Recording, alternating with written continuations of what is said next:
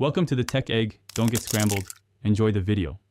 You begin by installing the Vidiq browser extension and signing into your YouTube account so the tool can access analytics.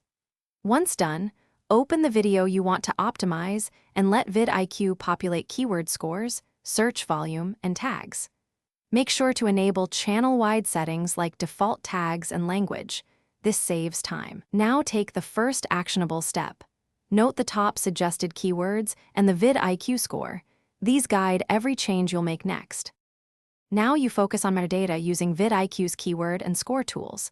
Select one primary keyword and one supporting phrase. Once selected, edit the title to include the primary keyword near the front, keeping it concise for both viewers and algorithm signals. Make sure the description explains value, includes secondary keywords, timestamps, and a clear CTA. Vidiq score updates in real time so you can iterate. Also adjust tags with suggested long-tail tags and save changes to let the algorithm reindex. Finish by optimizing thumbnails and running Vidiq's /B tests. Thumbnails directly affect CTR, so test bold visuals and concise text. Once live, monitor performance for 1 to 2 weeks and focus on CTR and average view duration. These are the signals YouTube rewards. If performance stalls or drops, rerun keyword research, swap tags, or rewrite the description.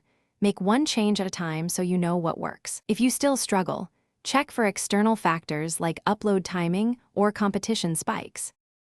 Thanks for watching. Consider subscribing if I helped unscramble your problems.